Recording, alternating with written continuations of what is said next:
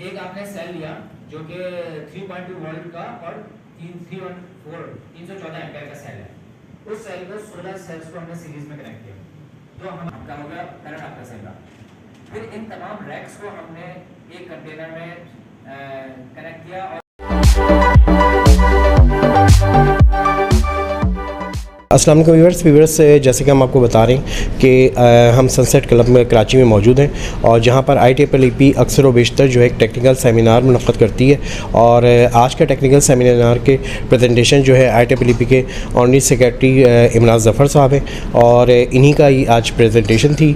और इनके जो टॉपिक था micro grid and control system के हवाले से, तो इसके हवाले से बताएँगे इमरान ज़फ़र साहब। जी सर, बताइएगा आज के टेक्निकल सेमिनार के बारे में। जी, चूँकि आजकल हमें पता है एनर्जी की हमारी जो पाकिस्तान में क्राइसिस है, एनर्जी इंडस्ट्री के लिए एनर्जी सबसे ज़्यादा महंगी हो चुकी है। इंडस्ट्री के लिए वायबल नहीं रहा है, एक्सपोर्ट इंडस्ट्री के लिए ख़ास तौर से, कि वो एक्सपोर्ट कर सकें। और सबसे बड़ी जो कॉस्ट है ऑफ प्रोडक्शन है वो एनर्जी कॉस्ट है।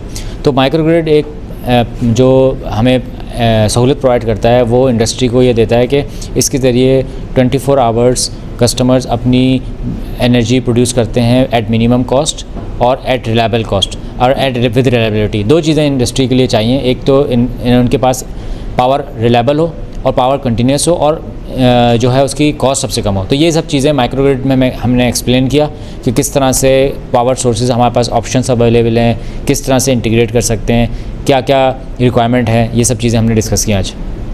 अच्छा सर, इसका इंडस्ट्रीज़ को कितना बेनिफिट मिलेगा इसके हवाले से भी बताएं। जी, हमने जैसे कि इसमें पूरा एक्सप्लेन किया था। पीछे इंडस्ट्री जो थी हमारी गैस जनरेटर्स पे काम करती थी, फिर उसके बाद ग्रिड लेना शुरू किया क्योंकि गैस अवेलेबल नहीं थी। फिर सोलर्स का इंडक्शन हुई, सोलर पावर रिन्यूएबल पावर है, विंड आपके पास इंडक्ट होना शुरू हुई। लेकिन सोलर और विंड का मसला ये है कि ये रिन्यूएबल हैं जो कि 24 आवर्स अवेलेबल नहीं है। सोलर आपके पास 9 से लेकर शाम 4 बजे तक होता है, विंड आपकी रात में होती है, 24 आवर्स सिमिलर नहीं होती। तो ये सब पावर जो हैं इनको इंटीग्रेट करना ये एक चैलेंज होता है, किस तरह से हम कर सकें। तो ये माइक्रोग्रिड हमें सहूलत प्रोवाइड करता है कि रिन्यूएबल हो, कन्वेंशनल आपकी जनरेटर्स हो, ग्रिड हो और बैटरी एनर्जी स्टोरेज हो, जो कि एक बहुत इम्पॉर्टेंट आगे आने वाली चीज़ है फ्यूचर के लिए। वो इंडक्ट कैसे किया जा सकता है और कैसे उसका फ़ायदा उठाया जा सकता है इंडस्ट्री कस्टमर्स के लिए, वो हमने पूरा एक्सप्लेन किया।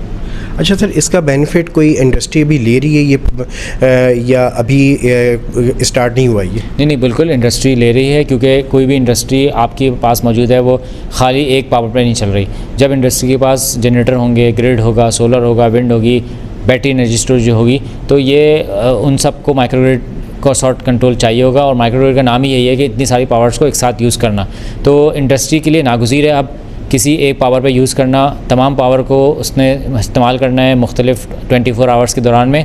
और माइक्रोग्रिड कंट्रोल्स आपको ये प्रोविज़न या समझे कैपेबिलिटी देता है कि आप ये तमाम पावर्स मैनेज कर सकें और अपनी इंडस्ट्री का जो लोड है वो कंटिन्यूसली उसको चला सकें विदाउट एनी ब्लैकआउट।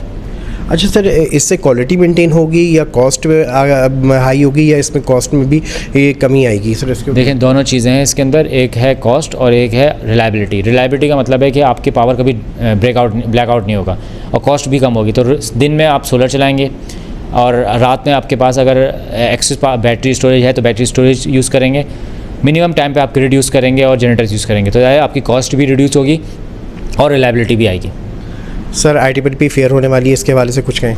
जी, IEEE फेयर जैसे आपको पता है 16, 17 और 18 सितंबर को एक्सपो सेंटर कराची में होगा और ये सबसे बड़ा इवेंट होता है हमारा साल का। और इस साल भी हम एक्सपेक्ट कर रहे हैं कि लोकल और फॉरेन जो कंपनीज़ हैं और उनके रिप्रेजेंटेटिव हैं वो अपनी जो नई से नई डेवलपमेंट्स हैं, टेक्नोलॉजी हैं, उसको इसमें प्रेजेंट करेंगे। टेक्निकल डिस्कशंस होंगे, सेमिनार्स होंगे, जहाँ हम जो ऑडियंस को एक्सप्लेन करेंगे जो भी नई अपकमिंग ट्रेंड्स हैं और पैनल डिस्कशंस वगैरह हमने रखे हैं इसके अंदर। बहुत बहुत शुक्रिया सर। Thank you.